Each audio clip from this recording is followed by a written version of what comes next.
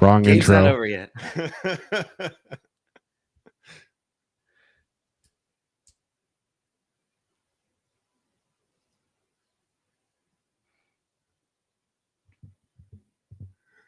Well, everybody knows we're here, Mike, so That's right. I'll just go for it at this point. Oh, man. Welcome in, everybody. Chatterbox Reds. Oh, man. It is the top of the ninth. Reds and Diamondbacks tied at 4 apiece. The Reds tied it up in the top of the eighth, I should say. Ellie De La Cruz brings home Miguel Andujar. MiLB Marte here starts off the top of the ninth with a ground ball to third base. That's scooped nicely at first base by Pavin Smith for the first out of the inning. Mike, how are we doing tonight? I'm doing all right. My voice is holding on. I woke up this morning feeling a little under the weather, and I got a couple shows here I got to do this weekend. So, been drinking my hot tea, trying to keep that voice going. I was gonna say we need you rested up. You've got you had the pregame show today. Now you're doing the postgame show. Oh, you're ahead of me. We should get synced up. Yeah. Okay. Why don't you pause it at a point where you can? Yeah. I'm probably pretty far behind you because I assume you're on actual cable. No, I'm on MLB TV. Okay. Well, MLB TV is even ahead of, oh, man, Alec Thomas with a nice over-the-shoulder grab to rob Spencer Steer of extra base hits. That's the second time tonight that Spencer Steer has hit a ball deep that has resulted in an out. 2 down now for the Reds. I paused it right as the first pitch to Hayes is hitting the glove. Okay, cool. Well, I'm just getting replays now of Alec Thomas, so I apologize. MLB TV is always ahead. Andrew Salfrank with the first pitch is a ball to Ke'Bryan Hayes. Oh, you're not going to like the StatCast on that. 20 of 30 parks, that's a home run, including Great American Ballpark. Of course it is. I said it during the preview yesterday that this is a cavernous ballpark. So if the Reds have a deep drive of the day, any day this week, then it is, in fact, a miracle at this point. Ke'Bryan Hayes, 2-0, swung on and driven to left field, but that will be corralled for the third out of the inning. Reds go down 1-2-3 in the top of the ninth. 3 hard hit balls. 98-9, 102 for Steer, and 87 isn't considered hard hit, is it? No. It's got to be over 95. Yeah. Still look like good contact on all of those. We'll keep it going. It'll fall. Now the question becomes, who do the Reds turn to in the bottom of the ninth? That'll be the real question, Mike. If you're Tito, where are you going? Well, Pagan hasn't pitched since Sunday. And knowing that you are probably, I'm trying to think, you're gonna need him for a quote unquote save if you're gonna win this game, right? I think you probably don't go to Pagan in the ninth, but Tito seems to, I don't know. I think Tito, I don't know. Maybe it's already been announced who's coming in, but it will be Pagan. Okay. I guess the idea is, well, you want to potentially save him to, if you score a run in extras, to come in and close it out. But it doesn't do you any good if you give up runs in the bottom of the ninth, right? Yeah. I mean, obviously the big challenge for Pagan the last couple outings has been control. He's walked some guys. And so coming in with a fresh inning, an opportunity to try and shut down the Dbacks here in the bottom of the ninth and hopefully give the Reds an opportunity in extra innings to win a ball game.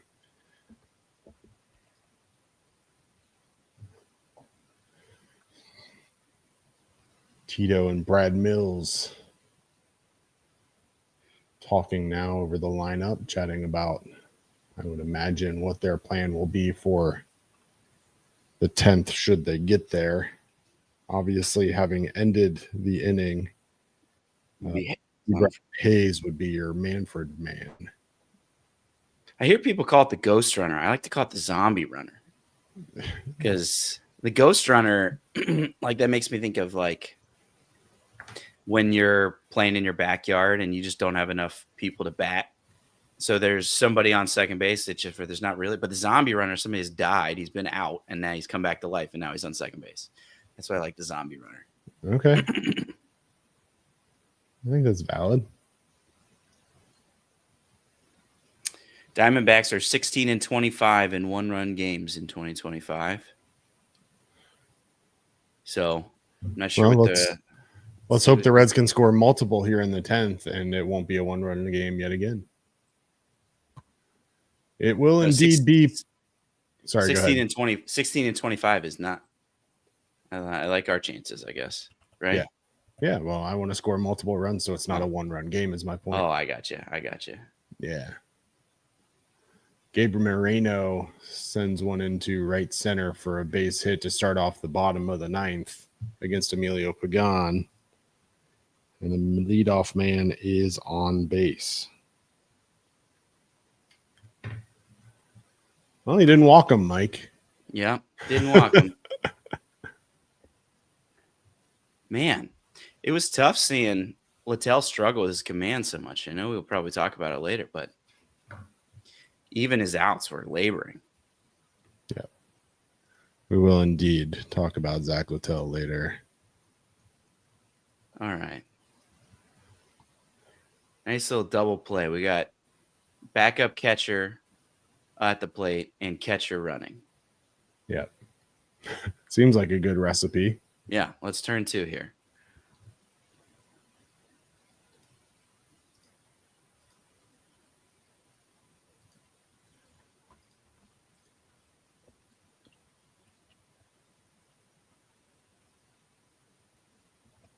Swing and a miss on the high four-seam fastball. 0-2 now. Adrian Del Castillo. Del Castillo 1 for 3 on the day. Singled in the second. Struck out in the third and then flew out in the 6th. The left-handed batter looks at the 0-2. Swings and fouls it back. Blaze Alexander.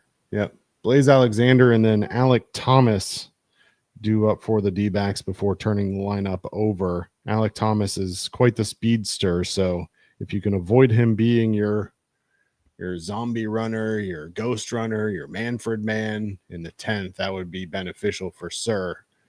Would take a double play here. So the pitch to Del Castillo is in the dirt, blocked by Trevino, 1-2. Really, I mean, if you get to Thomas, anybody in the next really like 4 guys for the Diamondbacks are dangerous on the base pass, but obviously you get to Blaze Alexander 87th percentile as well. So okay. Swing and a miss speed from Del Castillo. First out of the inning is a swinging strikeout from Pagan. So next question for you, Mike, is obviously we still got time to get there, so I don't want to get too far ahead of ourselves. We got to get there first, but your bullpen now is pretty depleted. Your options moving forward, obviously you could send Pagan out there for another inning if you get to the 10th, as this one's fouled back by Alexander, 0-1. You've got Graham Ashcraft, Scott Barlow, and of course, newly called up Zach Maxwell as your options in the 10th. Any of those sound fun to you? I don't know about fun, but yeah. I doubt it's Pagan for 2. This guy, they've just given all kinds of rest to try to save him and get him to the end of the year. So I doubt it's that. Alexander looks at a fastball on the outside corner, 0-2. I bet if it's still tied in the 10th, we might see Maxwell. You think? I don't know if we want to walk guys. I think is Barlow available? Is there a reason why he wouldn't be? Well, with day off, I would imagine everybody's available. I would think that Tito goes to Scott Barlow is my guess. We'll see. Let's get there first. The 0-2 from Pagan is just high. Man, just missed that one. That one's right on the edge. Jeff Brantley all night's been singing the umpire's praises. I mean, he's called a good game. I mean, he's I not think allowed so, the yeah. catcher to distract him from the actual pitch. I thought is important. A lot of times umpires will base it on where a catcher sets up versus where the pitch actually ends up. And certainly tonight seems like home plate umpire is reading the pitch and not the catcher. So been a fairly good game, it seems. The 2-2 is swung on and popped straight up. Elly De La Cruz is camped under it. And that is the second out of the inning. Just want to make sure, are we synced up enough for you? Yeah. I'm not. Okay. That is exactly. We're synced up. Cool. All right. Alek Thomas. Thomas 0 for 3 on the night. Popped out to Elly, struck out, and flew out to right field his last time up to bat. So you think it's Barlow lead or not in the 10th? If we have the lead, it's Barlow. Thomas pops this one up in the infield too. Elly is under it again, and that'll do it. Elly De La Cruz catches the third out of the 9th, and we are headed to extra innings in Arizona, because in case you didn't think you were up late enough already, we wanted to play some extra baseball for you. So we're in the new day now, 2:15 a.m. Eastern time. Yeah. Look, I don't know. I guess we'll have to wait and see what Tito decides to do, but I can't imagine Ashcraft's the move right now, the way he's struggled. And I just don't know that he's ready to put Big Sugar right into that kind of a moment. So just based on who's available, my gut is telling me that that'll be Scott Barlow. But, one question that, I mean, maybe I'm getting ahead of myself here, but perhaps an option is somebody like Nick Martinez. I don't, he last pitched 2 days ago, so it's not like he's well rested, but he's a guy who's been willing to go and give you what you needed. He did throw 6 innings of 2-hit ball in that outing, 90 pitches, so probably not an option. But if the worst comes to worst, I mean, I think that's kind of last ditch effort. Yeah, I wonder. I was thinking that he would probably be available for tomorrow's game, as it's usually isn't it that third day is the bullpen day. Yeah, it's tough because as a pitcher you like to have your routine, right? So you would like to think that Nick Martinez, if he's going to be available, would be prepped for that some way or another. I don't know that. I'm sure the Reds expected Littell not to go deep, but I don't know that they expected him to only go 3 innings. Yeah. So I don't know how much of a prep they really got there for Martinez. And tomorrow, of course, Andrew Abbott is scheduled to throw. So I don't know how much of an expectation you would have at that point there either. Yeah. So I did see him in the dugout. I know that they have ways to get to the bullpen, but expecting bunt from Trevino. Are you surprised we're seeing Trevino here instead of Benson? Well, no, because you don't have another catcher. I mean, Banfield. Okay. Yeah. You don't want Banfield coming in and. I mean, they were. No, so the real question here will be: will you bring in Benson for McLean and then put Santiago Espinal in at second base defensively in the 10th? I think that's probably the more likely move: is get Trevino here, get Brian Hayes over to third. Yep, and then if you can get him over to third, then you've got an opportunity, obviously, to bring in Benson there for McLean, who's 0 for 2 on the night. Trevino 1 for 3 on the night, squares the bunt again, gets this one down, back to the pitcher. The pitcher dives for it, gets it, throw is offline, and it gets away. Keep going, baby. Keep going. Hayes will score on the play while Trevino is at second. How about that? Reds get a gift from the Diamondbacks relief pitcher Curtis. Throws it away after falling down while trying to field the bunt. Throws it over the first baseman's head. Ball gets down the right field line. Ke'Bryan Hayes motors all the way around to score. Hayes had stopped on the play. He was not going to advance to third if that ball wasn't thrown away. And instead, he comes all the way around to score on the play. Trevino into second. And the Reds get a gift of a gift from the Diamondbacks here in the 10th. And it will be McLean, interestingly enough. Who's bunting. He squared to bunt on that first pitch, too. Yeah. So, seems to be. Yeah. Interesting. Just for record keeping, that will go down as a straight E1, allowing Ke'Bryan to score and obviously Trevino to reach second. So, for those of you scoring at home, scoring at home like me, nice. That's impressive.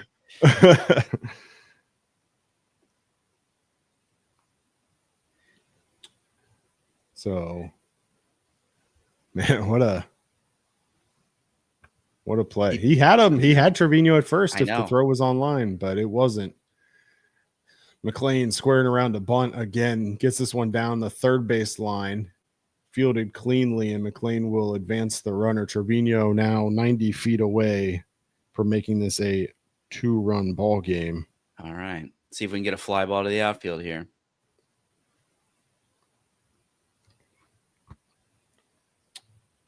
Friedel can do that for sure. I mean, he's certainly got an opportunity to hit the ball in the air. I think it's a guy that you trust with the bat.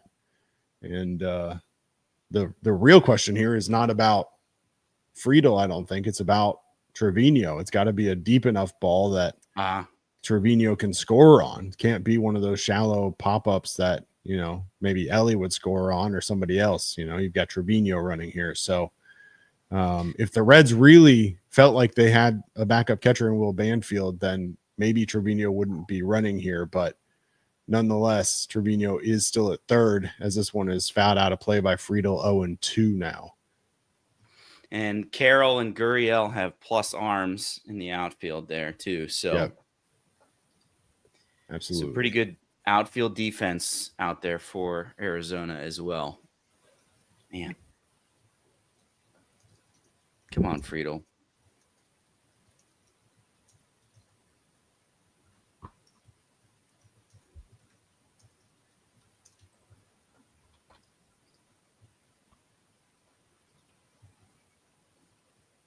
Ashcraft warming. Interesting. Friedel sends it high down the right field line. Carroll is there. The throw is coming in. Trevino is going home. The tag got him. Trevino points to the dugout. He doesn't think he got tagged. I mean, use it, right? The ball, I don't think you need to at this point, right? I mean, wouldn't this just be an automatic right? In extras, everything is certainly reviewed. You can ask for it, but I would assume that the crew chief review here will come into play. Again, the ball beat him. It looks like they got him on the back there. Hard to tell, but it does look, got him on the shoulder. He's out. So that'll do it in the top of the 10th. Trevino gunned out at the plate. So they go to the bottom of the 10th with just a 1-run lead after I just told you I wanted a multiple run lead. Yeah.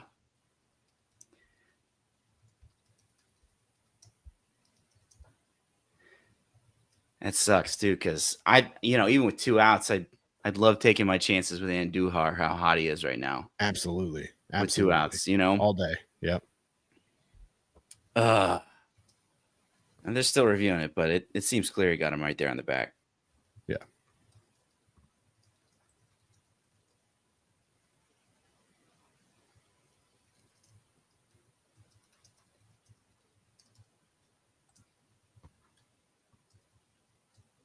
Oh, my thing just reset on me, so we're gonna have to re-sync up. Okay. What's going on right now?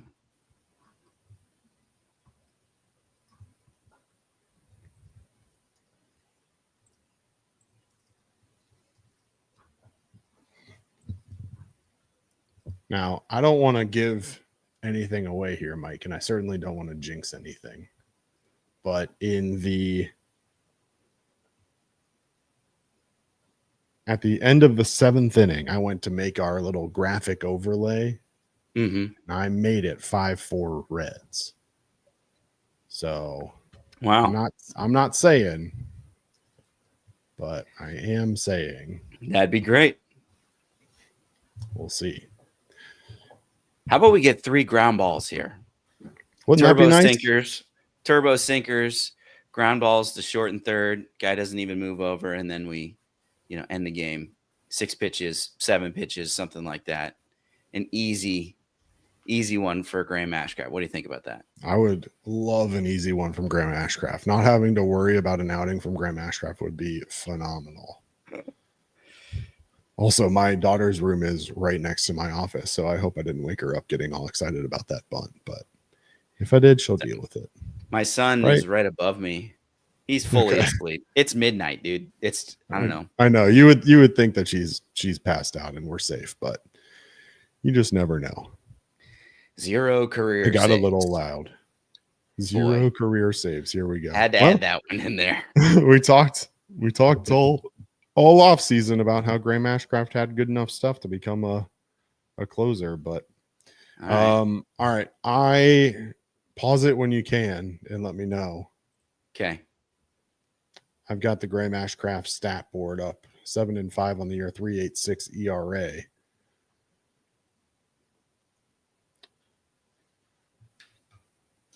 Again, Alec Thomas is your ghost runner at second with plus speed for sure. Diamondbacks will look to bunt him over. Ke'Bryan Hayes fields it and throws to first. Alec Thomas is at third as your tying run here. All right, now we need with ground one balls, out in baby. the 10th. Or a strikeout. Who's up here? We got Marte. Yeah, so you got Ketel Marte now, who's 0 for 4 on the night. Don't love that. 2 strikeouts, grounded into a double play, and flew out to right field. Marte on the check swing. Yes, he did. Strike 1 on the 90-mile-an-hour slider from Ashcraft. Do you think about walking anyone here? Like if we get Marte, do you walk? No, walk because Carroll? I'm not putting the winning run on base, That's especially fair. With speed. 8, 7, 6, 5, 4. Yeah, we're good. 3. Okay. Marte swings and fouls that 100-mile-an-hour cutter back. 0-2 now to the dangerous lefty. That is the one thing here. I mean, you're going with Graham Ashcraft, which is fine. It is what it is. You don't have a ton of options, but you're going lefty here with Marte and Carroll. So that one is well inside. Marte just stood there trying to take it to get on base. Yeah. Big strikeout here. Come on. Career versus Graham Ashcraft, 333 for Marte, who fights that one off down foul. 4 for 12, 2 doubles and an RBI in his career is Marte against Ashcraft. Just kind of fought that one off there, Mike. Littell got him on that breaking ball down and in. He got him to swing on. Oh. You're going to throw that hard down the first base line. Yep. Got to get in there. Got to get it down. I don't know. That's where they got him. Littell got him when he struck him out with the bases loaded. Got that sweeper or whatever slider down and in. See if we go there. The 1-2. Got him, but just barely fouled it off. Marte just barely off the end of his bat.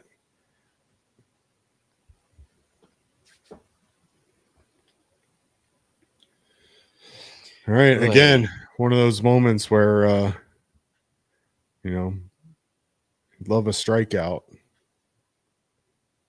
See if we can bear down here. Yep.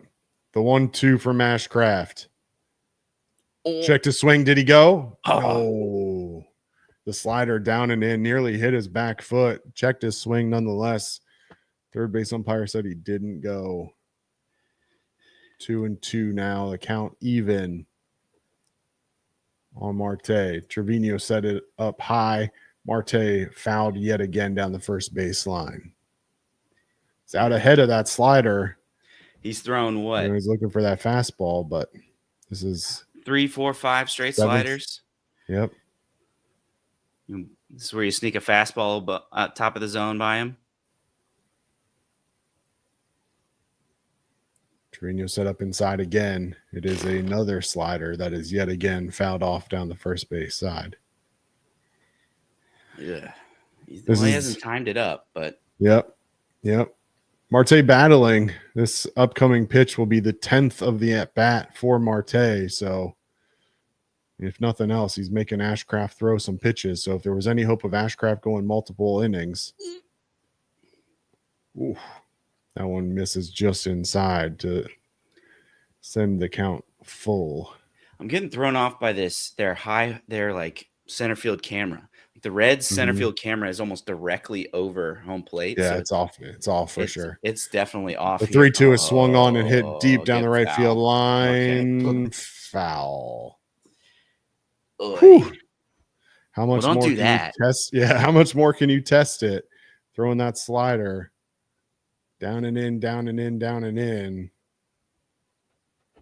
Marte's still well ahead of it, but the payoff again is fouled off. What is that now? 12 pitches in this at bat? Yeah. So don't give in, Ashcraft. Don't give in. Do you keep going? Slider down and in. Here it is. The 13th pitch at the at bat. Lucky 13 is flared into center field. That will score a run. A base hit for Marte evens this one up at 5-all. Wasn't hit hard, but got into the outfield and fell in front of center fielder TJ Friedel. Alek Thomas will score, and we are all tied up yet again. Man. Yep. Definitely wasn't hit hard.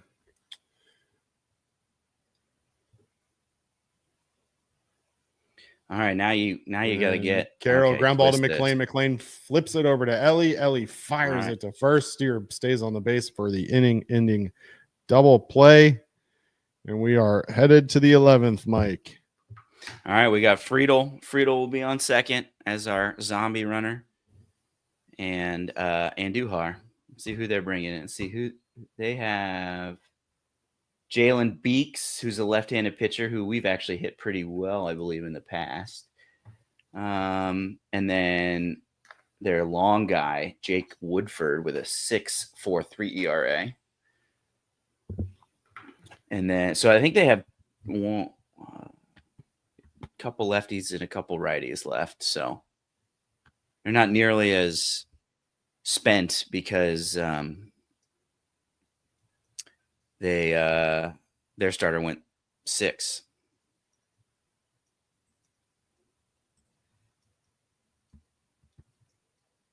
Let's see. Use Murillo, use Curtis. Yeah, Jalen Beeks, lefty, and Jake Woodford. It's going to be Jalen Beeks. Well, against Andujar. Yep. Who's leading off? Yep. You're going to bring in the guy that lefty that against the guy that hits lefties well? I mean, I'm looking at game day. It's telling me it's Jalen Beeks. Okay. All right. Yeah. There you go. Yep. Wonder what his splits are. Well, let's see if they've ever faced each other.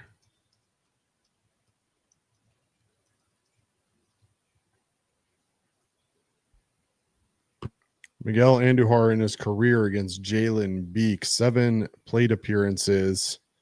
He's 2 for 6, the 333 average with a RBI and 2 doubles.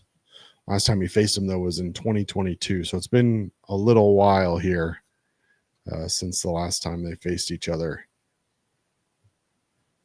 Back when. Is he on the Yankees back then? He was on the Yankees. Yankees. On the Rays. Well, on the Rays, yep. All right, here we go. Andujar, Beeks. And Beeks will give a little fake check. Second straight inning, they've done that. Yeah, well, they do it because they want to know whether or not the batter is going to bunt. They think that if they start their windup, the batter will show whether or not he's going to bunt. Miguel Andujar is not bunting here against a left-handed batter. First pitch is fouled away. Yeah, that's what I meant. Left-handed pitcher, sorry. Yeah, so I don't think you have to worry about that. But Miguel Andujar came in as a pinch hitter in the 8th for Gavin Lux. Hit a double to right field. Would later score on an Ellie De La Cruz single. Takes that one just inside, according to home plate umpire. 1-1 now. Home plate umpire Ryan Additon, again, has been pretty good today, so definitely not getting overly judgmental as that one's fouled away for strike number 2. I thought that might have been down the line again. Just trade, get back on second base. Yeah, we'll take that for sure.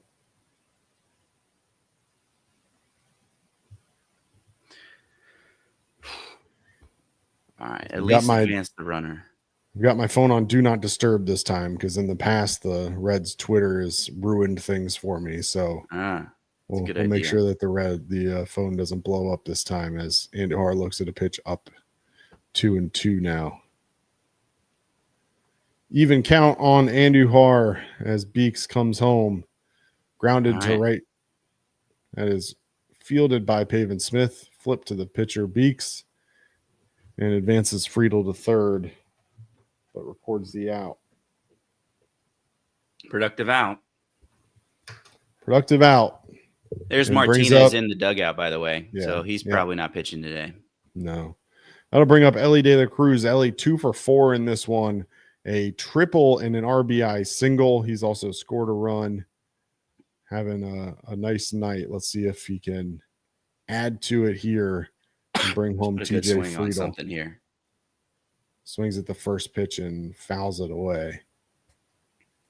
Four-seam fastball in on the hands.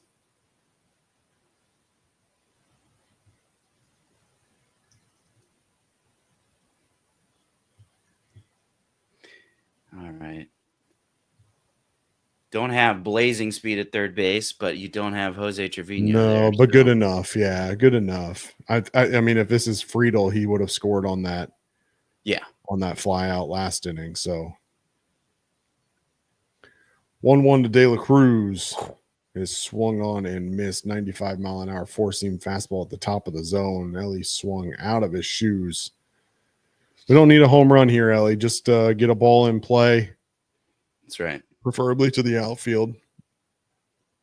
Beeks has got kind of a funky delivery. He takes that ball out of his glove and then like kind of hides it against his hip right away as he's delivering. Probably makes it difficult to see. De La Cruz lines it to short. That's caught, turned and flipped to third for the double play. And the Reds can't score in the 11th. Man, that's a good swing too. What's the exit velo on that? No, I don't think it was hard, was it? Oh. No, it was pretty soft. Yeah. Friedel takes 3 steps home. I guess he's trying to be aggressive, but dang. All right. Is it Ashcraft out for a second inning? Is it Barlow? I don't know. I guess your only options are Barlow and Maxwell. I mean, you're in trouble here. The Diamondbacks have Corbin Carroll as their ghost runner, who's one of the faster players in baseball. So whatever you do, it's got to be, at least in my mind, it's got to be somebody that's going to get strikeouts because you can't afford to allow Corbin Carroll to advance on a bunt and then score on a sac fly. You need it to be strikeouts. It is going to be Scott Barlow, though. Is they going to have Gurriel bunt, their number 4 hitter? I don't think so. But we'll see. They just need one. I think with all kinds of speed, Carroll's got all kinds of different ways he can score from second base. Yeah. Man.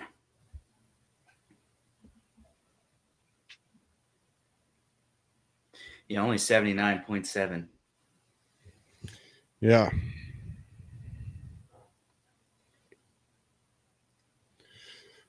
All right. Well, Scott Barlow's going to have to buckle down here. Nabil Chrismat.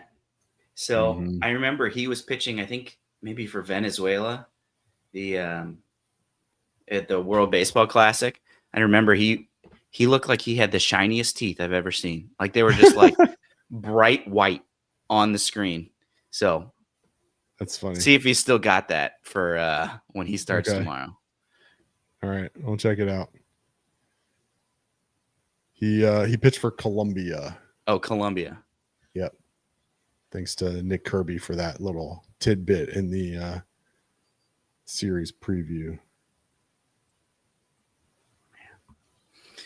First pitch from Barlow is a ball inside. Carroll bounces off the bag. The 1-0 is swung on and sent to left center field, and that is going to do it, ladies and gentlemen. Lourdes Gurriel Jr. walks it off. The Diamondbacks win 6-5.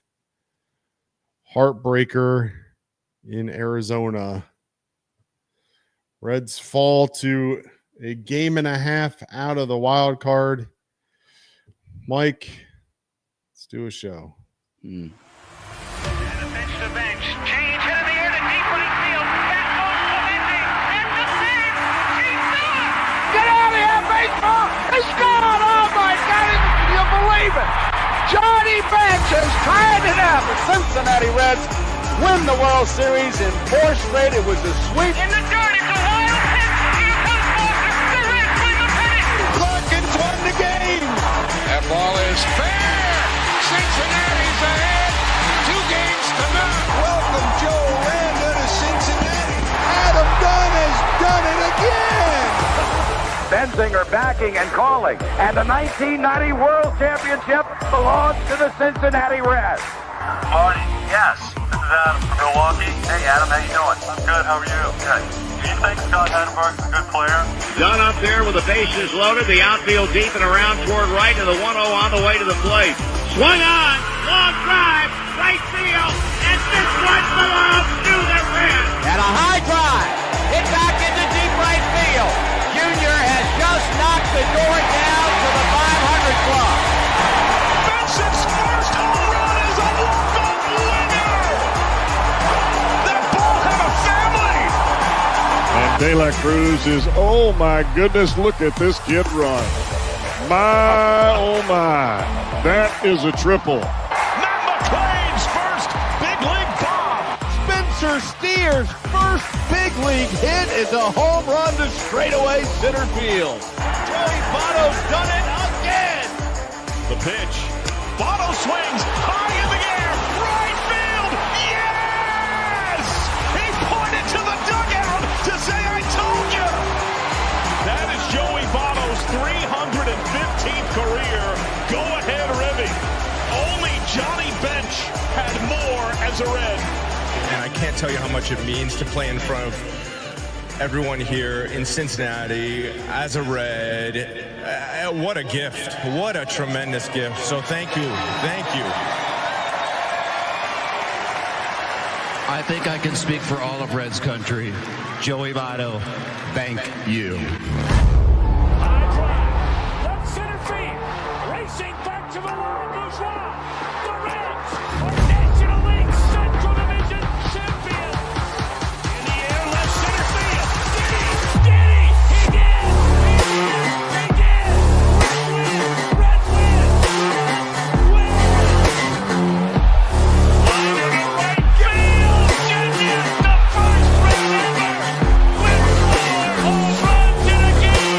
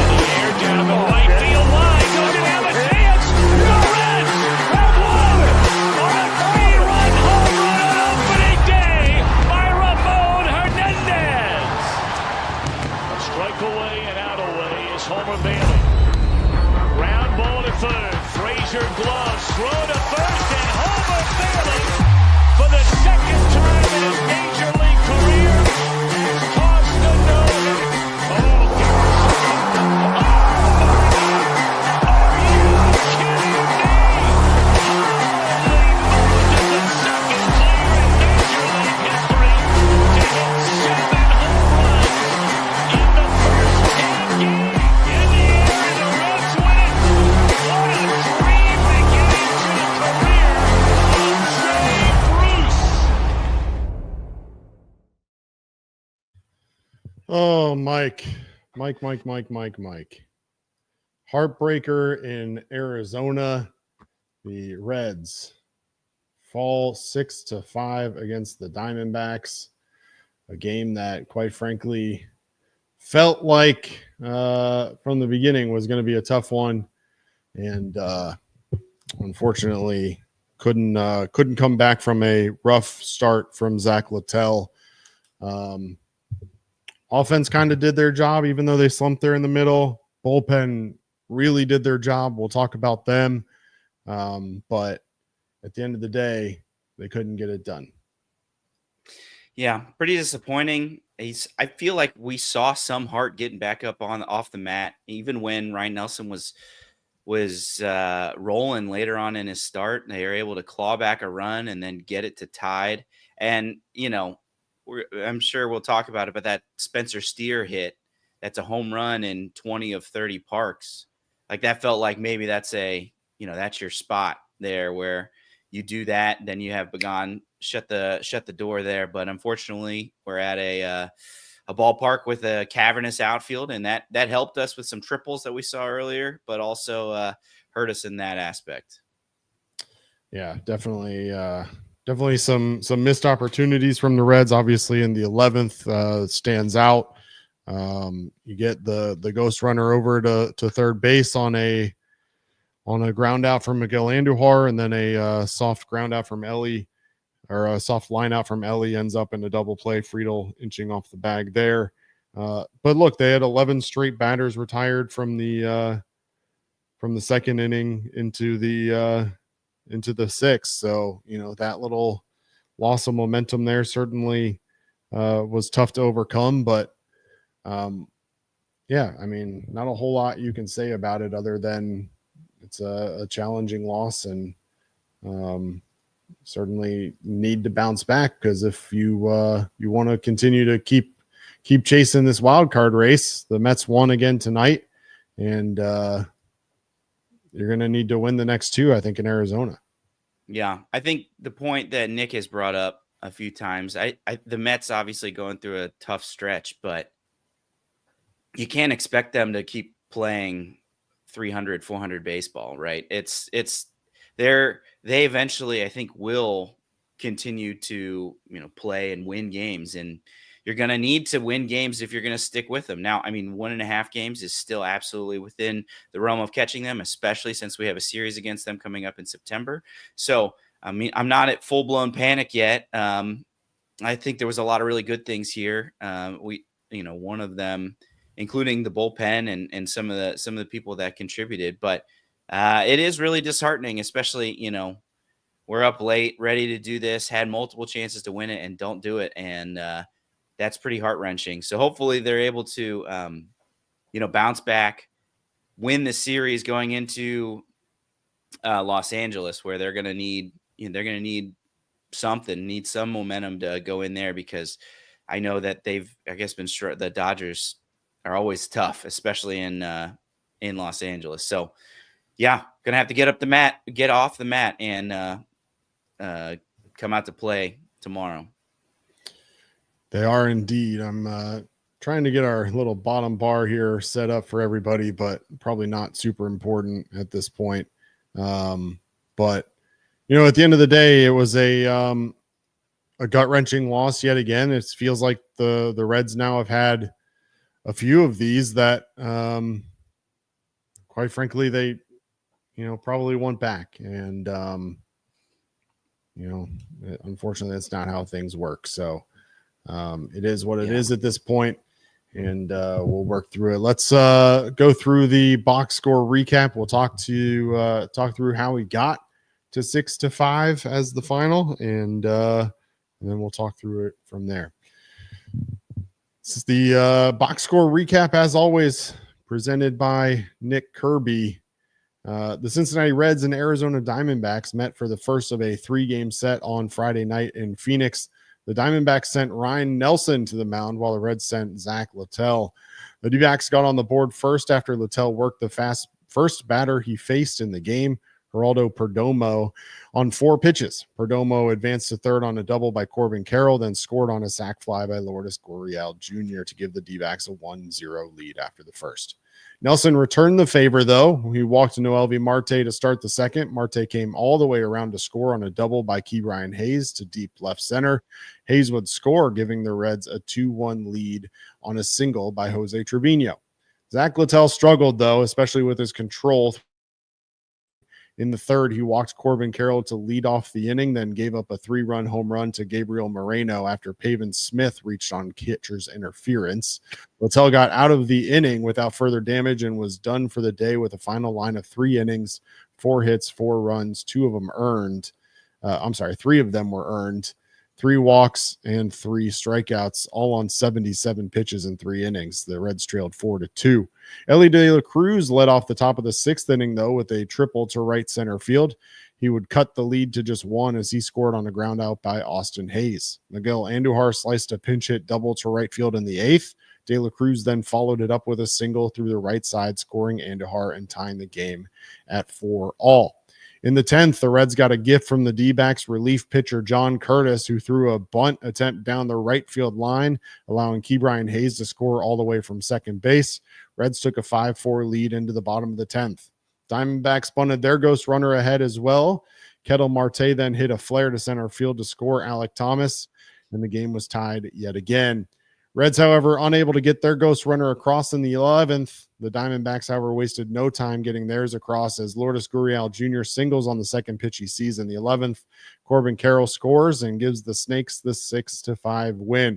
Reds fall to 67-62 on the year. And Mike, obviously no deep drive of the game in Arizona. You mentioned obviously the ball that went 404 feet off of Spencer Steer's bat, but we're going to go down to Louisville. Our old friend Blake Dunn hit his 3rd home run of the year. It was a line drive to left field, a 2-run shot, increased Louisville's win probability 14%. It was 107.6 off the bat, 372 feet at a 21-degree launch angle. Well, look, Mike, I had the rundown set before we went into extras, kind of not knowing exactly where to go, but wanted to kind of at least outline the different options. And unfortunately, I think the story of this game is Zack Littell. And so I think even though I have Elly first, I want to start with Littell. And ultimately, you get 3 innings of 4-run baseball out of him, which was certainly not good enough. And, ultimately that I think ended up being the real story of this game. 77 pitches through those 3 innings, and definitely not what you were hoping to get out of a guy that you traded for at the deadline. He's been rather inconsistent at this point in his Reds time. Yeah, it seems like he's had a good start and then a frustrating start back and forth. I mean, to get out of what he was showing command wise with only 4 runs, only 3 of them were earned. So that unfortunately that catcher's interference by Jose Trevino cost us a run there. But yeah, it was just very clear from the first batter. I think he walked Perdomo on 4 pitches, and you're just like, oh, this dude he's like 99th percentile when it comes to walk rate, and he was just all over the place.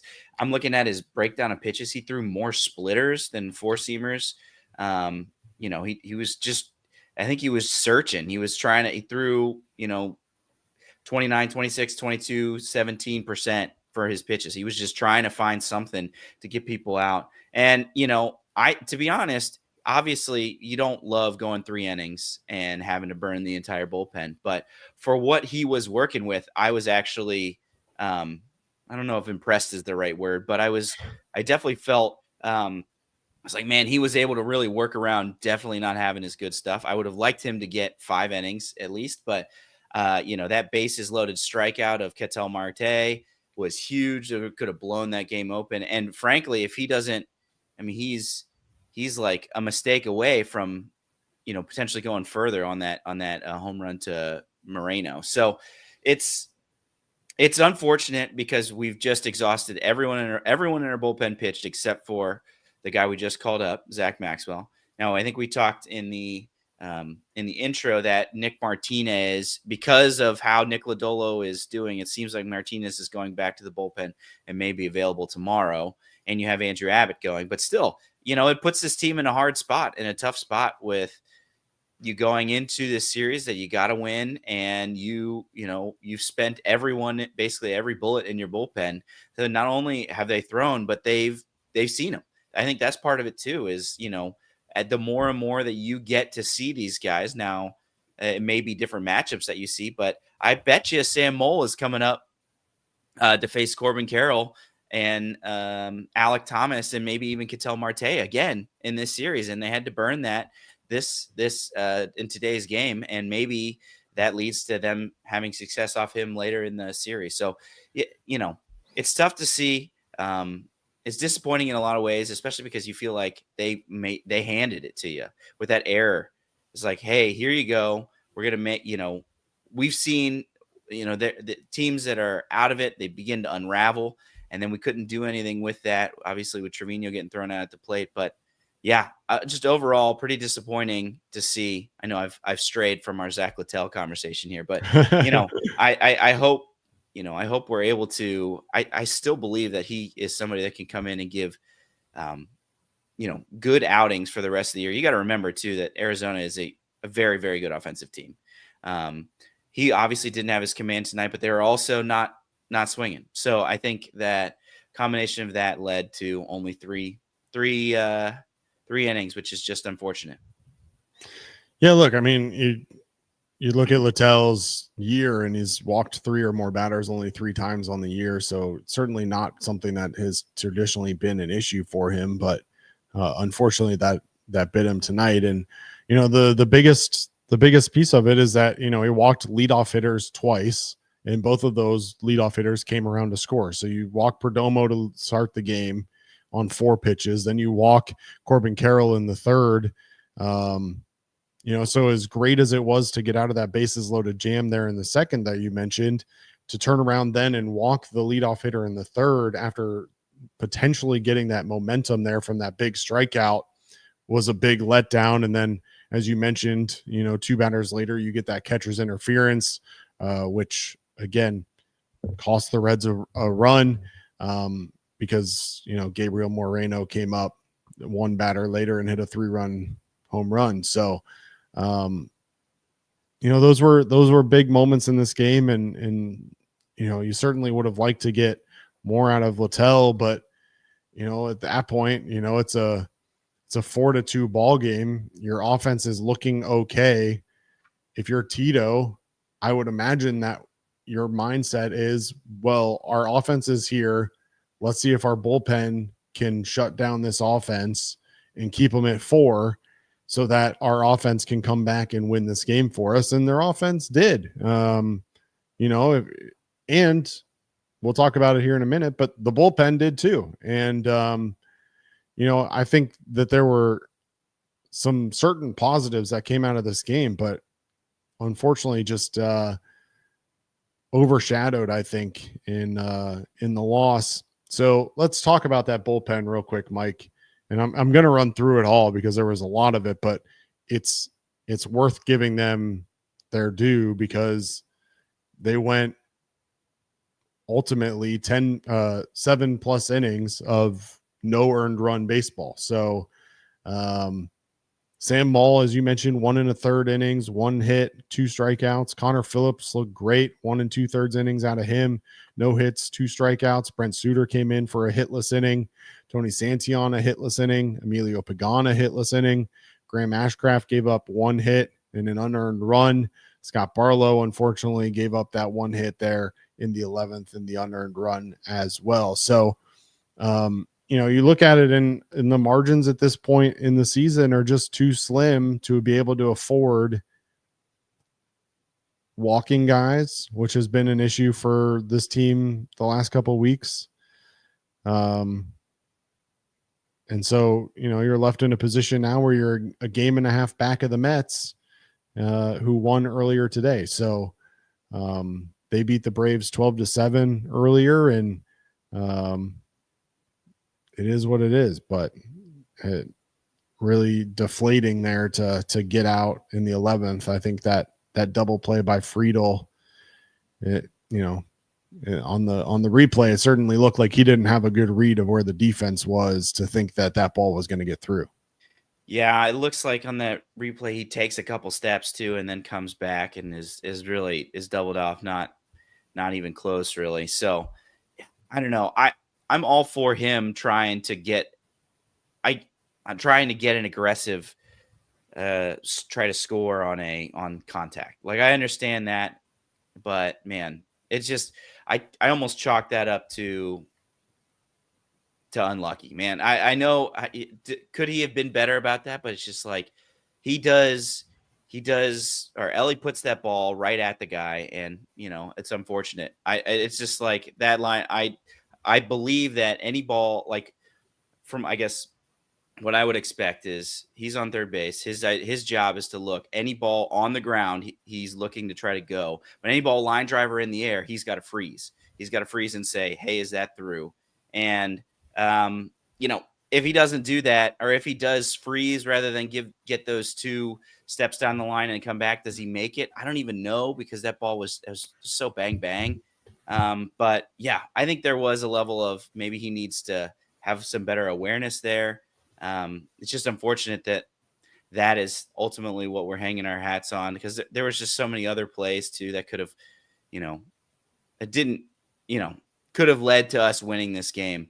And I'm looking at Barlow's pitch that he gave up. It's a sweeper. It's a ball out of the zone. Yeah. Like that. I literally don't discredit any of the pitching tonight outside of Littell, obviously. I mean, obviously the base hit that Marte got was a base hit that, like, what was it, 14 pitches in the at bat, like at bat, right? Yeah. So unfortunately the batter won that one, but I don't really fault the bullpen at all in this one. But if you're on third base in that situation, first of all, you've got to know where the defenders are at all times. Like, that's your first job, is to know where the defenders are, because you got to know what your reaction is. But then ball in the air, your first step has to be back. It doesn't matter where that ball is, because if it gets through, you're scoring anyway. Yeah. There's zero reason for you to be breaking home on a line drive in the bottom or in the top of the 11th. So that was really frustrating. But we'll get to some more.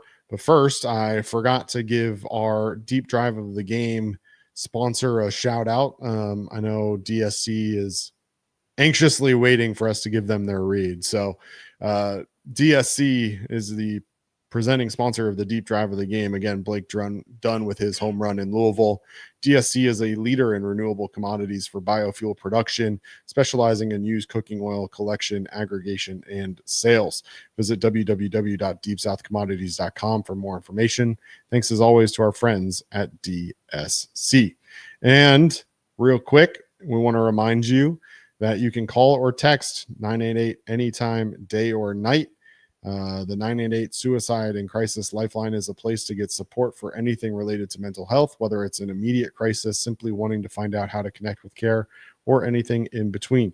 It's a 100% confidential, secure, and anonymous way to reach out for help when you don't know where else to turn. To connect, call or text 988 or visit mantherapy.org to get help. It's okay not to be okay. Yeah, look, I mean, let's get to super chats. You want to do super chats real quick? Why don't we do that? Why don't we read through those? All right, let's do that. Zach Knopp, Austin Hayes has been detrimental to this team with his double play balls. Needs to sit more against righties. He should be nowhere near batting in the 4-hole. I was shocked to see him batting fourth against a right-handed pitcher, but maybe not, because Tito continues to play him. But I think the question has to remain, why is Will Benson on this team if he's not going to get any opportunities? Yeah. Ricky and I talked about this in the pregame show. I was like, you had a couple places that you could do that, whether it's DHing.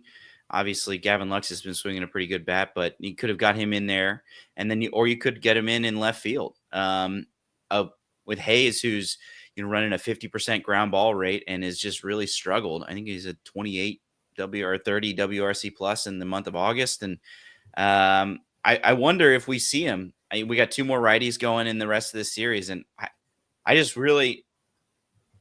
think that he has, and not even his play in AAA, his play in the majors, I feel like has deserved, hey, we need a spark. We need somebody that's going to go out and hit the ball hard, give us good at bats, and get him in. I have written down in my notes for Hayes, do you play Benson or maybe even Andujar in left? And Charlie Goldsmith actually just reported that Francona mentioned that Andujar has been dealing with a quad injury a little bit. And so he was able to stay in and DH. But I mean, he didn't look great running around the bases. I remember distinctly being like that. He looks weird about that, but it's just one of those things where it's like, well, that means he probably can't play in the field for a while or until he's dealing with it or done dealing with it. But seems well enough to DH, put together 2 good at bats against lefties again today. So I wonder if we are able to, catch a break there when it comes to him being able to use that. But yeah, I hope we see Benson tomorrow in left field. He doesn't need to be batting 4th, but in left field instead of having Austin Hayes. So if anything, give him a day, let him, I remember when he I think it was after the All-Star break. He came back and he started hitting a little bit better. There was a big push that said, hey, look, we remember the competition that they had of trying to hit the ball the other way. Do you remember that one? I don't know. They made a big deal about it. And then Austin Hayes hit an opposite field home run. It was like, oh, look at, Austin Hayes is got a 52% pull rate and a 17% opposite field rate. So it's one of those things where it feels like every night he's rolling over to shortstop, rolling over to third base. And at this point, I get wanting to stick with your guys and keeping guys like, it's like, hey, these are my guys. I want to stick with them until they get hot, but we can't afford to have the guy batting after Ellie strike out looking twice. And I guess he did drive him in from third base, but we need more production out of that spot. And it's got to be better than what Hayes is giving us right now. Vandy, free Benson. Tito makes no sense. Shout out to somebody on Twitter earlier today. Shocking somewhat. Over the last 3 years, Will Benson and Austin Hayes have almost exactly the same number of plate appearances against right-handed pitching. Benson is walking nearly twice as much with a 10% walk rate, while Hayes is at 5.4. Benson is striking out more, obviously, 34% versus 25%. But Benson has a 105 WRC plus, while Hayes has a 90 WRC plus, and Benson has a hard hit percentage of 38%, while Hayes has it down at 32. So I don't get it. I don't understand it. Certainly a head scratching, I guess, decision to continue to leave Austin Hayes in the 4-hole and batting against right-handed pitching on a regular basis. But here we are. Free Benson indeed. And then Andrew Scobie. I think, unfortunately, when Ellie doesn't perform well in the bigger games, he will get heavily criticized for it. Fair or not, that is where he is at right now. Still help him, though. Go Reds. Appreciate the super chat. Obviously, Ellie is highly scrutinized, and unfortunately or fortunately, any superstar would be. That's just the world we live in and the time that we live in, and it's not just him. Aaron Judge gets scrutinized when he has down times. It is what it is. If you're expected to be the superstar and the star of your team, you're going to get scrutinized if you don't perform to it. And as of right now, at least, people can certainly cherry pick opportunities to attack Ellie De La Cruz. Tonight's not one of those. I want to make sure that I think that super chat is clear, that he's not necessarily talking about tonight.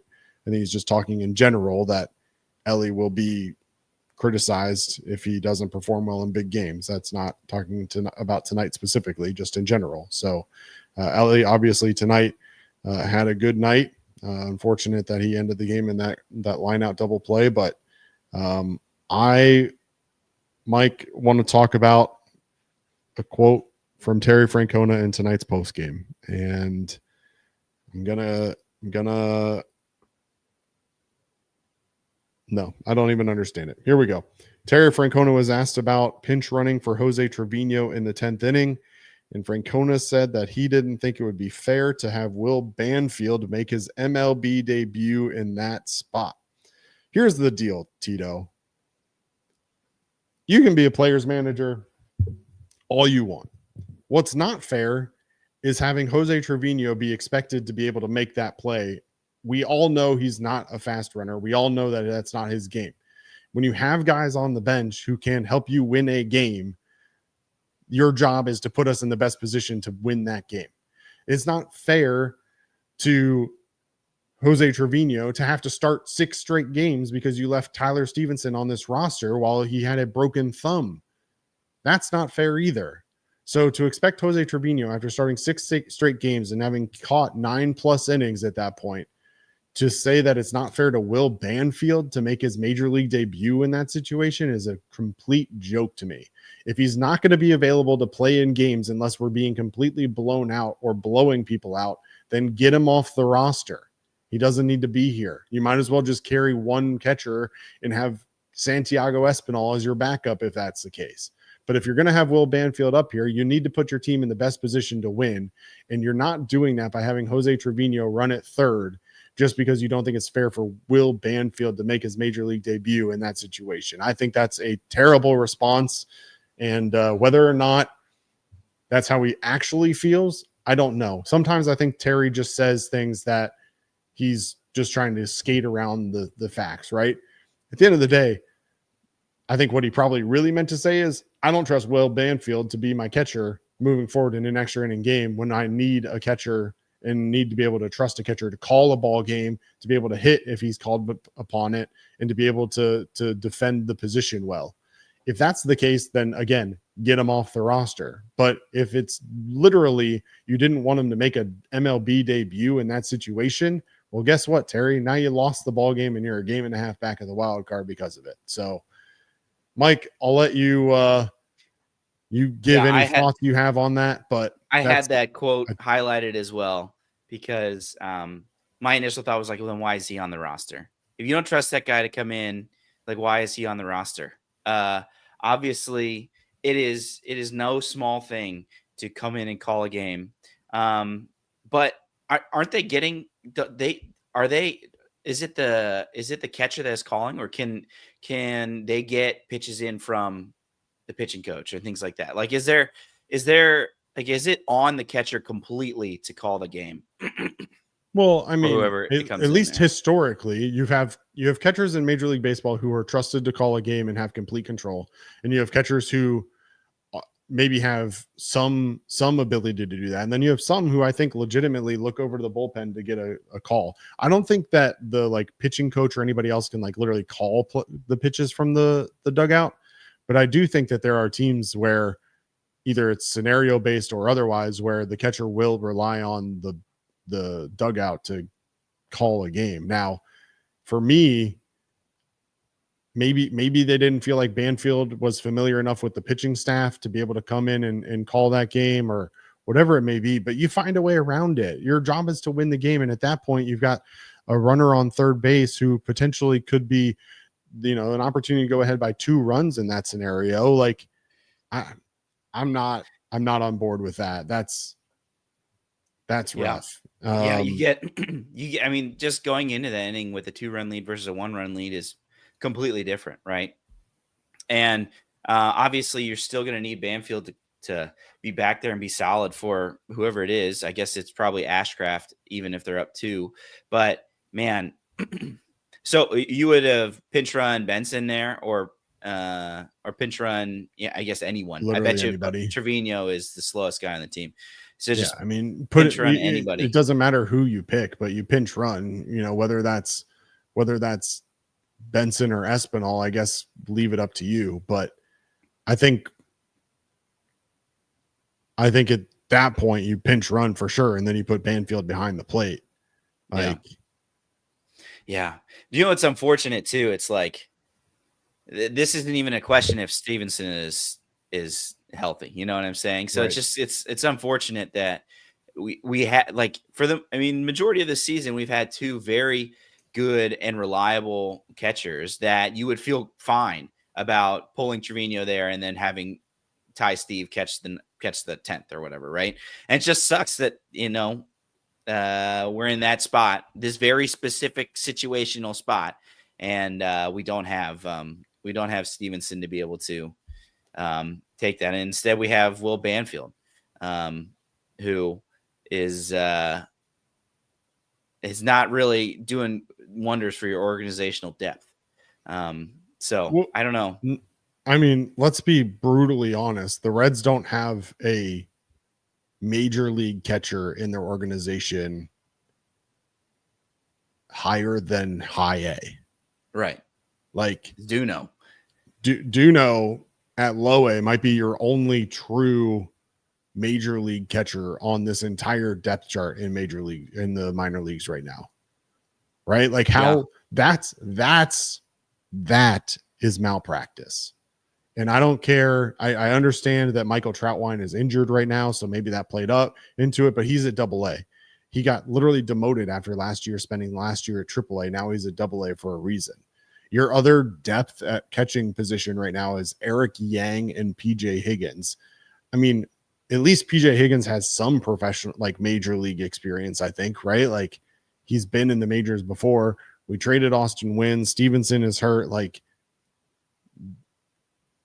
you can't sit here as an organization, no matter how much you believe in Alfredo Duno, and just say we're going to neglect that position for the next 4 years from a minor league level depth and just wait for Duno to get to the point where he's ready. Like, I don't think that that's a realistic expectation. I know that they signed Trevino to their 3-year deal. They have Ty Stevenson for 1 more year, but like, what is the plan there?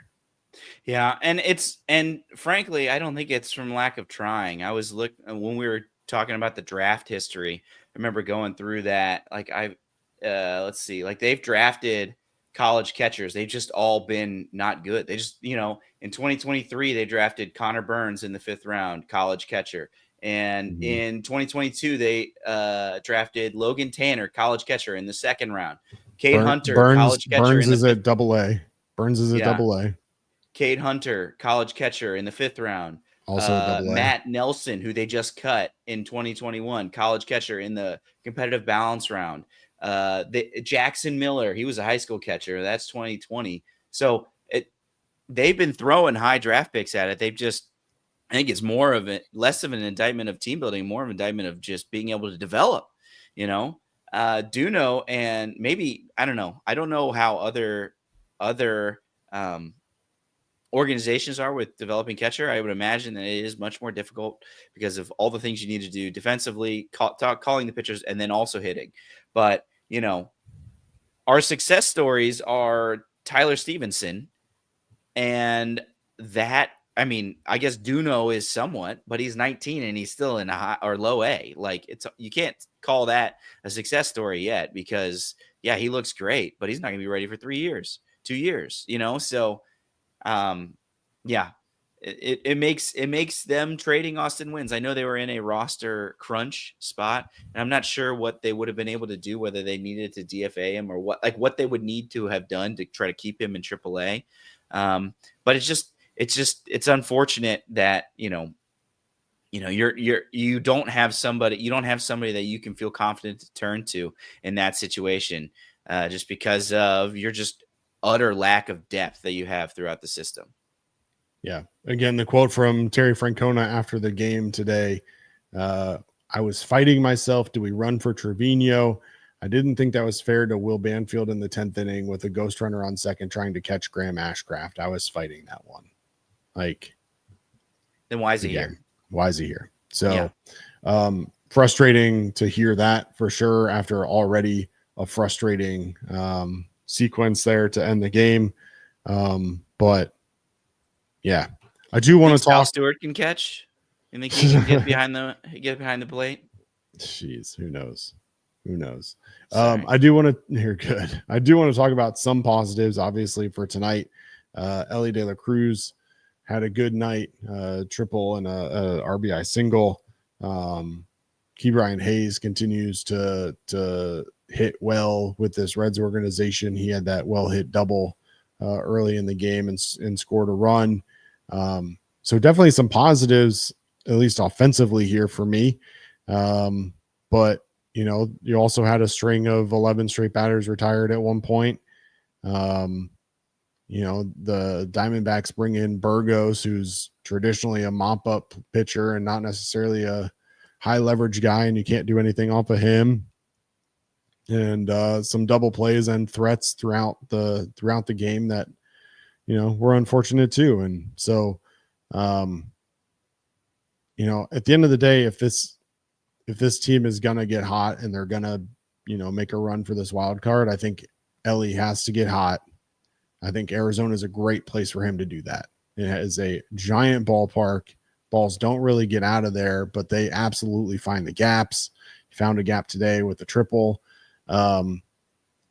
It feels to me like this is one of those series where Ellie De La Cruz could go on a tear, and next thing you know, it lasts for 2 weeks, and this Reds team makes a run and kind of solidifies themselves in the wild card chase. Yeah, I mean, I would love that. I think I was looking at what his, you know, for the month of August, he'd been pretty bad offensively. And to see him hopefully break out of that, and like that, yeah, that triple was just the thing. It didn't even look like he was running hard all the way around, and just like glides into third base. And then it's a good thing he does, because Hayes grounds out. And if he's on second base, he doesn't score in that inning. And so it's one of those things where his speed can add so much more to it. Hopefully he's over his, or he's at, I think he was at 90%. So he's almost back completely from that quad injury. And you never know how that type of thing is affecting you as well. At the plate, you would think that, you know, maybe having that, it would only affect maybe your running, but you know, maybe it's having an effect on the plate too. And hopefully we can get something like one of those vintage Ellie De La Cruz National League Player of the Week stat lines, where he just, you know, carries the team. Because boy, it's been nice to see Marte and even Ke'Bryan Hayes, but hit like they have. But it's hard to think that that's necessarily sustainable. I definitely don't think what Ke'Bryan Hayes, I think he had 2 more hits today, and even his outs were hard hits, it felt like. But like, it's hard to feel like that's in any way sustainable, right? And Marte is not going to have a 200 OPS plus or WRC plus for moving forward. Obviously, it's been great, but those guys are going to come back to averages, and we're going to need our superstar to step up and do that. And today was a good start for it. Hopefully, we can build on that. But yeah, I hear the Ellie discourse, and I am sympathetic to the fan, and I know Nick might not like this, so if you're listening, Nick, avert your eyes or close your ears. But I'm sympathetic to us having higher standards for people that we feel are the they are the superstar for it. Now, I think that the numbers overall for the year bear out that Ellie has been the Reds' best hitter. He's even had the best at bats in the clutch. There's high leverage and low leverage stats that you can see that Ellie has done well there. So like overall this year, I think that yes, Ellie has done well there, but I also think that it's okay for people to say, hey, if we're going to make this playoff push, we need more here. We need more than a 30 WRC plus in April.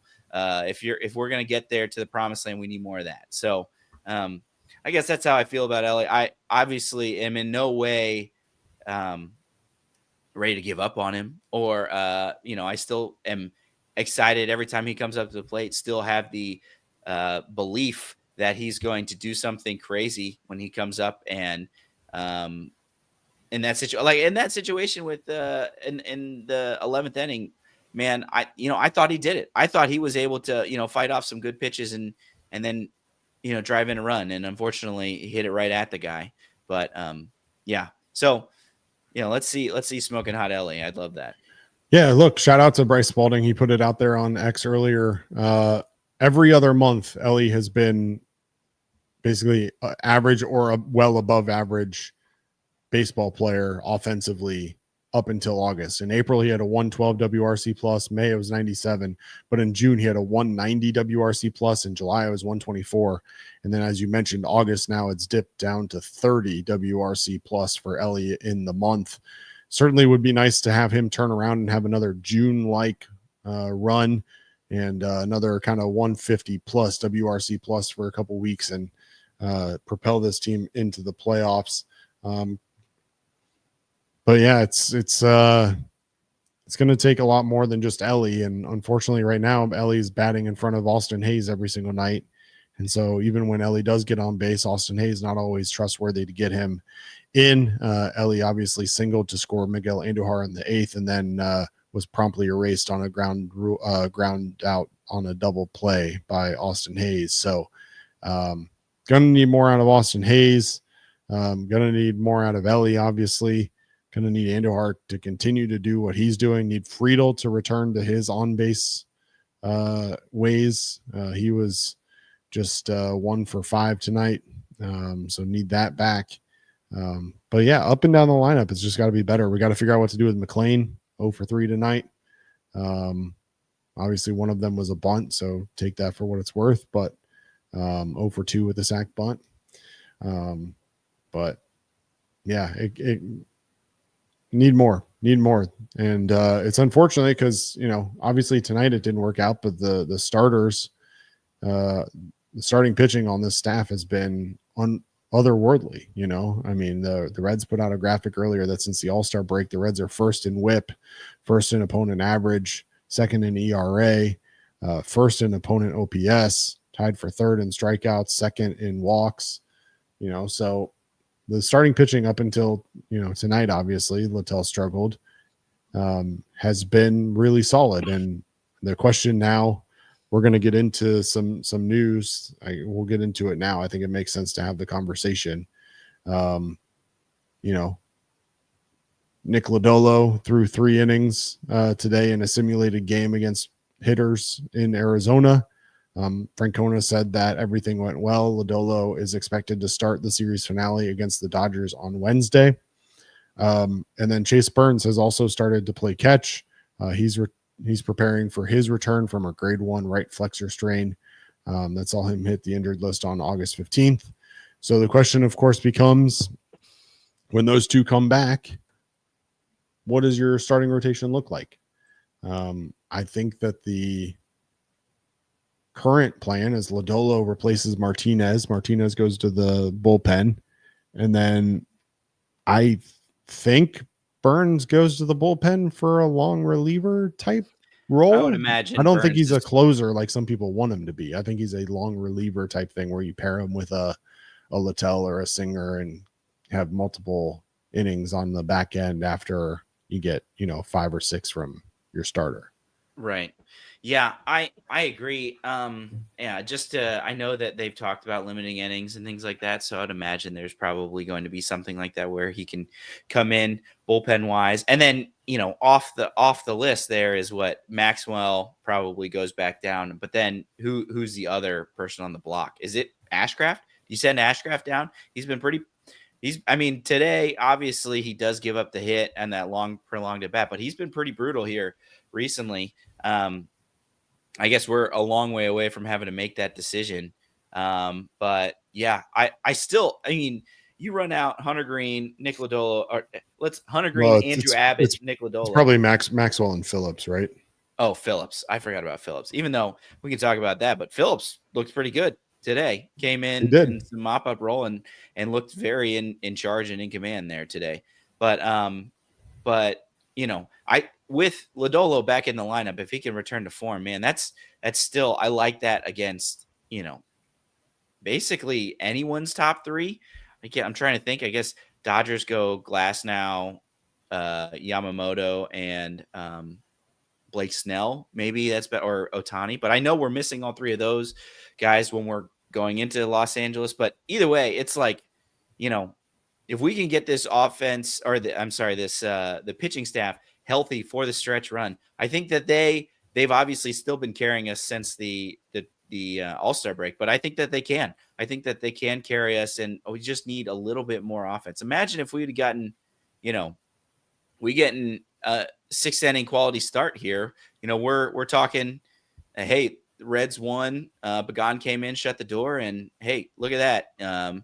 We're well on our way, keeping up with the Mets. So, it's offense, or the offense has.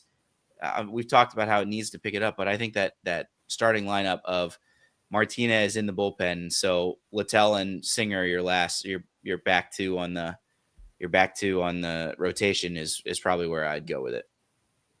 Yeah. The other news, obviously, out earlier today, Tyler Stevenson met with a specialist on his fractured thumb. Specialist confirmed the diagnosis, which I guess is great, whatever. But they are working on a thumb guard to be built into Stevenson's catcher's mitt. Stevenson's able to swing a bat, and Tito even went as far as saying that he was hitting the ball really well in Anaheim before officially deciding to go on the IL. So my question for you, Mike, is if he can swing a bat, what's better for this team? Having Tyler Stevenson's bat on the bench and available as a DH or a pinch hitter, or having Will Banfield on the bench who you refuse to put into a game?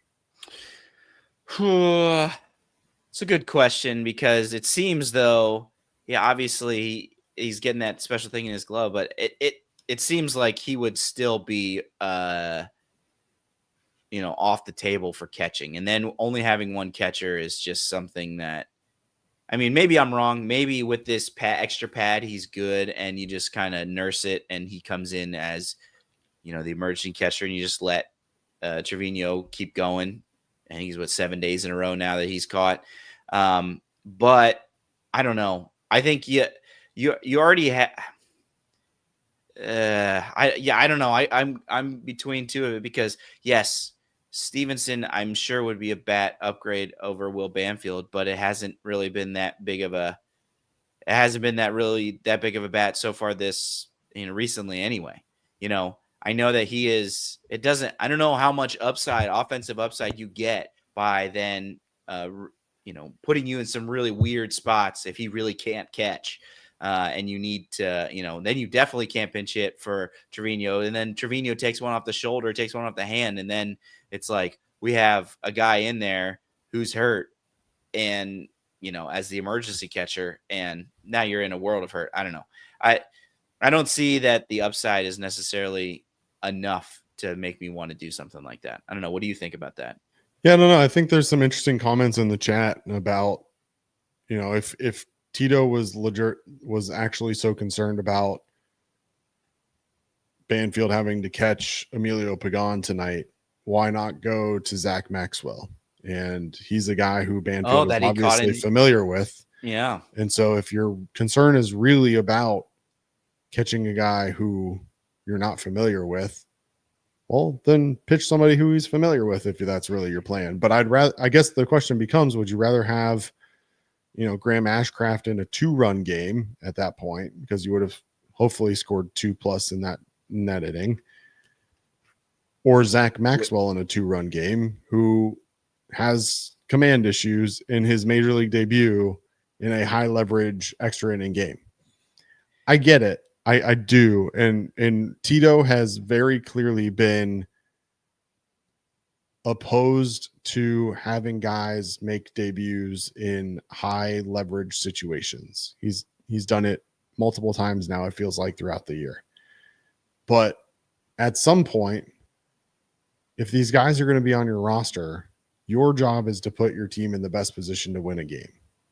And I would be interested to know the win percentage of teams who score 1 run in the top of an extra inning versus teams who score 2 or more runs in the top of an extra inning.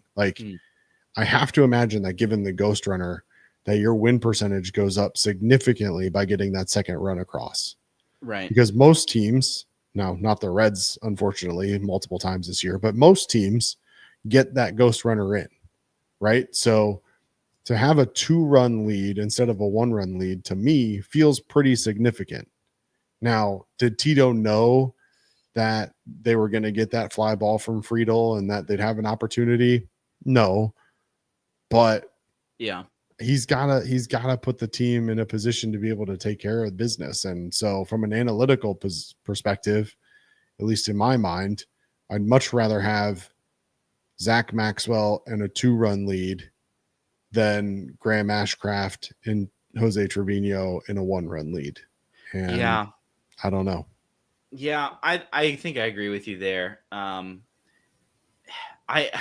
do think that obviously, if that ball's a little bit deeper and Trevino scores, and it's all moot. So I think it's easy also to Monday morning quarterback that as well. And I wonder if it seemed we talked about that ball had to be deep. We talked before the ball ever got hit that Friedel was going to have to get depth on this ball because he wasn't going to be able to just hit one of those flares and expect Trevino to score. And then what happened? Or it's not a perfect throw. It was also, and it wasn't a perfect throw.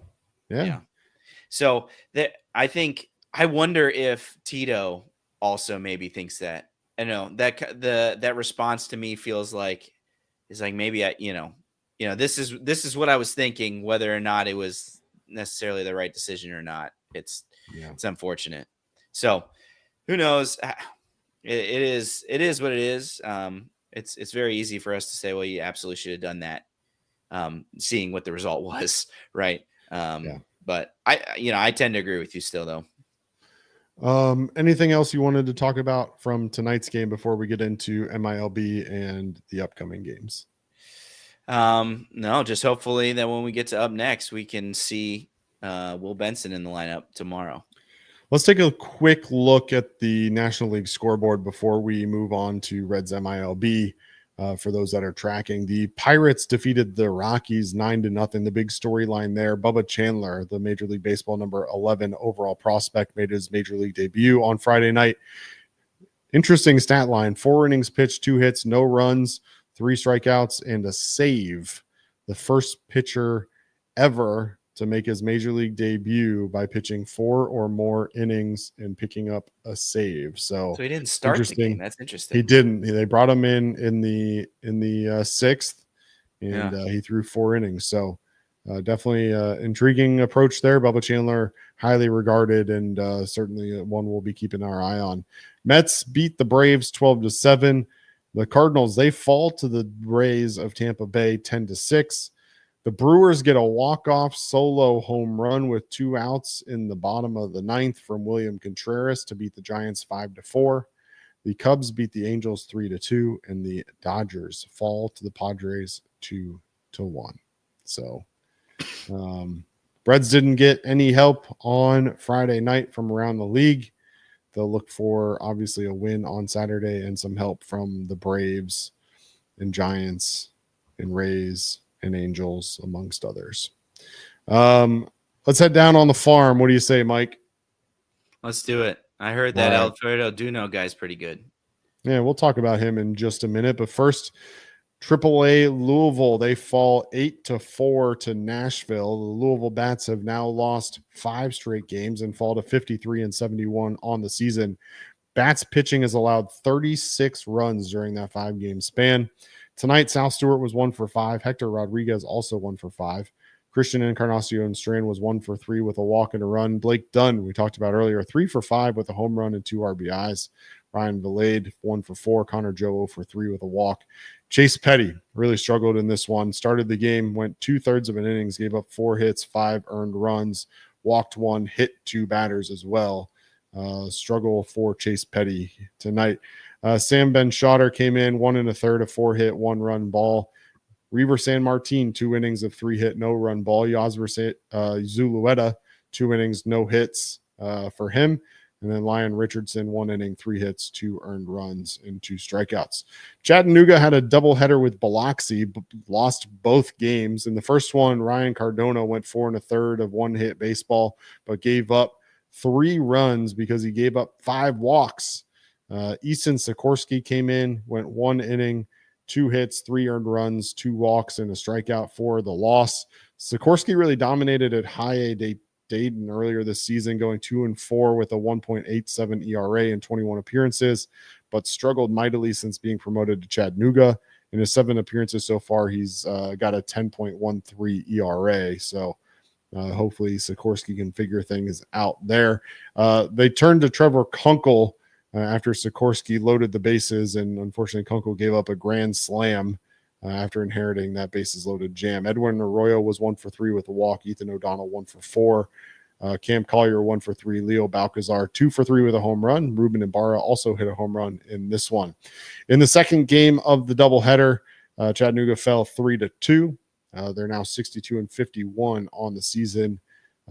Edwin Arroyo 1 for 4. Ethan O'Donnell 2 for 3. Cam Collier 1 for 3 in that one. Cade Hunter, who you mentioned earlier, 2 for 3 with a double and a home run in game 2 behind the dish. Kevin Abel 5 2/3 innings pitched, 4 hits, 2 earned runs, 4 walks, 2 strikeouts. High A Dayton, they beat Peoria 5-3. Dragons now 39-75 and have won a season best 5 games in a row. You mentioned this. I'm sorry, we're not there yet. Carlos Jorge 1 for 3. John Michael Fail 1 for 3. Ariel Armonte 1 for 3. Alexander Vargas, who we've talked about at length, 1 for 4.